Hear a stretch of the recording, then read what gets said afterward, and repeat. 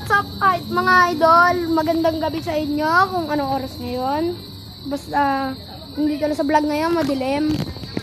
Ito i-update ko lang kasi kung dito sa ano namin, sa mga bahayan dito. Ayun po yung kalsada. Andun po lang sa may daanan na to. Sa mga idol. Diyan po sa bahay na nandun, doon sa may ilaw na kulay dilaw, doon ako po nagbablog. So mga idol, medyo gabi ngayon kaya hindi ako makapalibot sa ngayong gabi kasi malamok na. Kaya sa kinabukasan, pwede tayo mag-vlog ng matagal kasi umaga naman masyado, malilibunad natin yung mga pwesto dito. Kaya mga idol, ito yung bahay na pang-isa, pangalawa, pangatlo, pangapat,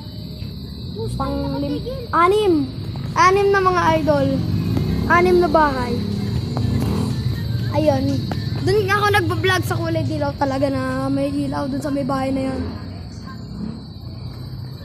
So hindi masyado makaka-update na matagal, kahit 1 minute naman na masyado, pero ina-update ko na sa inyo yung pwesto ko dito kung saan ako naglalaro minsan.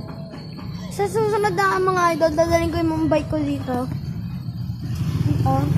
Ayun o, si Black Papa, yun o. Ito nga pala yung biker, si Black Papa. Ako yung Red Papa yan, siyempre magkapit-bahay lang kami. Dadaling ko yung bike ko dito sa Linggo. Para mapunta yun yung bisikleta, mga idol. Yung mga nandun. Ayan o, yung bike na yun.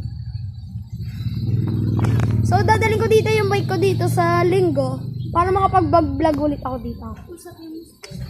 Ito yung si Black Papa na nagti-tiktok sa TikTok. Ano-ano pinapost, siyempre. Pero ayun yung bike niya, Jen. Andun.